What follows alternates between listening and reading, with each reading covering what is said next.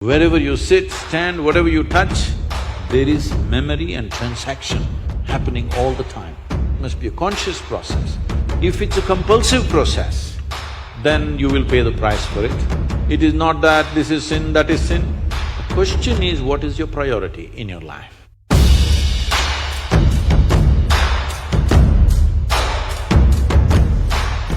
Sadhguru, how can a person stay committed to someone in a relationship? Is it natural to love someone and yet be sexually attracted to others?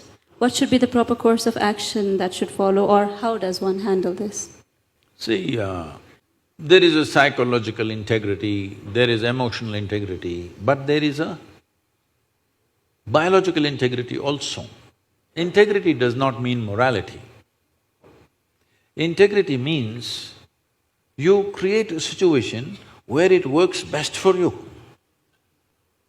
So when we say integrity, suppose I say, there is a certain integrity to my body, this means it's strong and resistant to a whole lot of things, isn't it? It doesn't mean I'm morally stuck in something. So I'm talking about… I want you to understand the word integrity in that context. We're talking about integrity in terms of strength of this life. So if that is the thing, is it true? Do you remember how your great-great-great-great-great-grandmother 10 generations ago looked like? Do you remember? No. But her nose is sitting on your face. Yes or no? Body remembers, isn't it? Body remembers your forefathers 1,000,000 years ago. Yes or no?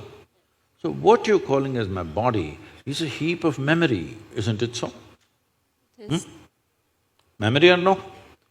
See, now from Nepal you came to Shillong, you eat a lot of this Meghalaya food, your features won't change because your body remembers what is your genetics, no matter what. Or you start eating, let's say, cow's food or dog's food, your body will not get confused and become a dog or a cow because there is evolutionary memory in this. Do what you want, it never gets confused, isn't it? You start thinking I'm a dog and start barking like one, still the body won't change. Yes or no? Mentally you can, but body has such a deep-rooted memory. So this entire body, what you have, is essentially a certain integrity of memory. If that loses that memory integrity, then you will see it will become vulnerable to so many things. Now, the nature of the body is such that anything that you touch with a certain level of involvement will naturally absorb that memory. Not mentally, physically it'll absorb that memory. Traditionally in this culture we call this runanubandh. You heard of such a word? Runanubandh. What this means is physical memory that you gather.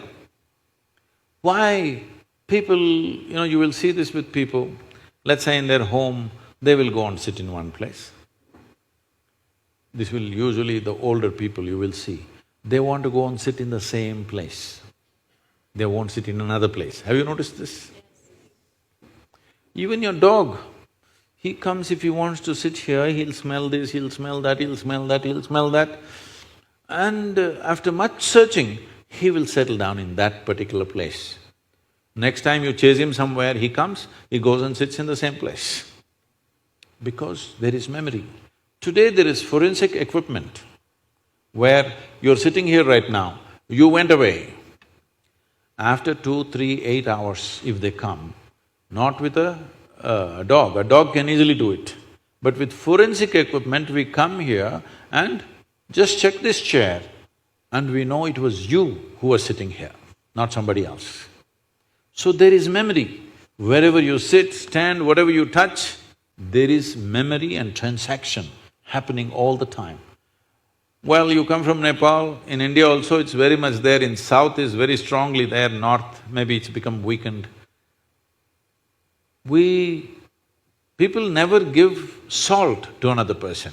Do you know this? Here also? If somebody gives you salt, you say, please keep it there. Because there are certain materials which transmit memory much better than others. Salt, sesame seeds, lemons, like this if you give traditional people, they'll say, keep it there, I will take it. because they don't want to develop runanubandh with you. Now, in India, if you see older generation of people, if you try to shake their hands, they'll do like this, because they don't want to get runanubandha with you. Because the idea is to keep the integrity of your body's memory in such a way that it doesn't become vulnerable to other things, that you become a very integrated life. If you want to nurture yourself to be a certain possibility, then you have to maintain the memory integrity. This is what runanubandha means. You keep your physical memory to the minimal. A sexual interaction is something where a huge amount of memory is taken from one to the other. So, always, not in this society, everywhere else, forever people saw the advantage of keeping that memory to the minimal. If you make that memory very complex, you will see to be at ease will become very difficult after some time. There will be pleasure, but there will be no joy in your life. You can observe people, don't go by what I'm saying. You can observe people, they will have pleasure, they will giggle all the time, but you look at them, there is no joy in them, there's no ease. Because the ease will go away with excessive memory. This is not only with sexuality, there are many other things that you do like this. Right now you see this very much in the Western societies. Wherever I go, especially in America, people will come, Sadhguru, where is my hug? I say, it must be with you. Why is it with me? It is not like at a certain moment when you feel close to somebody, you hug them. It's like all the time you have to touch people. Because today's psychiatrists are analyzing these things and saying that is because they've not been sufficiently touched by their mothers and parents at an early age. When they grow up, they're desperately longing to touch somebody all the time. All these things have a serious impact on one's life. How much physical contact when the child is born, this will determine how much physical contact they will long for later on. And the memory of what an infant picks up from the mother at that time, because till a child becomes 4.5 years of age, in many ways, energy-wise, it's not a separate life, it's still attached to the mother's body. Actually, if by nature if people go till then, they must be drinking the mother's milk and connected. Up to 4.5 years, that's how naturally it was. So, the energy doesn't mature. At that time, more and more memory that you get from the mother is better and better to strengthen this. But once the child begins to move out and becomes an individual, life is organizing itself. People come to me and say, Sadhguru, can you bless my daughter, can you bless my son? First thing I ask is, how old? If they say 15, 16, 18, all right. If they're over 21, I say no. Because me blessing you, blessing will not go to your child. You may still think emotionally that's my child, but as far as life is concerned, it's become fully separate. Generally, the course of life is considered to be approximately 84 years or 1008 cycles of the moon. The cycles of the moon and our body is very directly connected. Only because our mother's bodies were in sync with the cycles of the moon, we are born, otherwise we wouldn't be born, isn't it? Hello? So, a full life is considered 1008 cycles of the moon, which will approximately considered as 83 to 84 years. So if one crosses 84, it's considered a full life. In this, the first quarter is the only time when it is connected to parentage. After that, the child must move, because energy-wise, you cannot connect those two lives anymore. So that is when the longing, if you have not created enough integrity within yourself, the longing for another body multiplies. Even though the hormonal phase may be higher between 15 to 20, the longing to bind and bond with somebody increases after 21 years of age, because unknowingly you're like a satellite who fell off the main mother. You come off the motherboard. Now you want to attach to something unless you find some integrity. This is why between 12 and 18, one must do lot of sadhana to strengthen the body.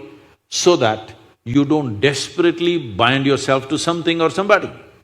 You must consciously, if you wish to take a partner, it must be a conscious process. If it's a compulsive process, then you will pay the price for it. This is not a question of morality. It is not that this is sin, that is sin. The question is, what is your priority in your life? If your priority is to make this life rise to a higher possibility, then you must be conscious. If you want to somehow live and go, it's okay.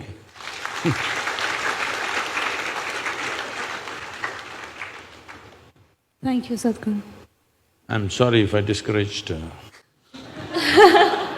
just answered my question, Sadhguru.